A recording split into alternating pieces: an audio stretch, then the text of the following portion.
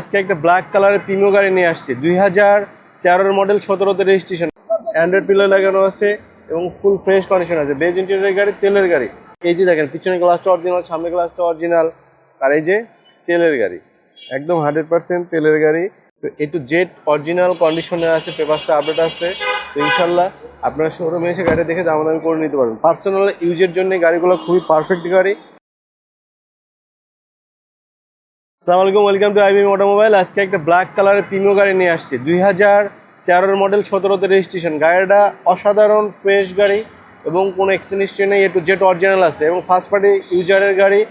সামনের লাইট, তারপরে আপনার সামনের গ্লাস, পিছনের গ্লাস সব অরিজিনাল আছে এবং ভিতরে বেজ ইন্টেরিয়রের গাড়ি। দেখেন দানা দানা চকচক চকচক করতেছে এবং ফুল ফ্রেশ কন্ডিশন। আপনার অ্যান্ড্রয়েড পিলার লাগানো আছে এবং ফুল ফ্রেশ কন্ডিশন আছে। বেজ ইন্টেরিয়রের গাড়ি, তেলের গাড়ি।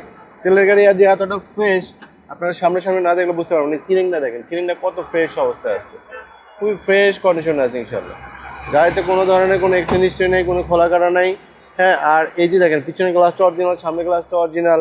আর এই যে তেলের গাড়ি, একদম 100% তেলের গাড়ি। এই যে দেখেন তেলের গাড়ি একদম গ্লেজ দিচ্ছে। এই যে লাইটগুলো অরিজিনাল আছে, এই লাইটগুলো এখানে দেখেন কোনো এক্সচেঞ্জ হিস্ট্রি নেই। এখানে দেখেন সব খাঁজগুলো অরিজিনালে আছে, কোথাও কোনো ধরনের এক্সচেঞ্জ হিস্ট্রি নেই। 2013 মডেলের গাড়ি, রেজিস্ট্রেশন হলো 17তে, পেপারসটা আপডেট পাবেন ইনশাল্লাহ।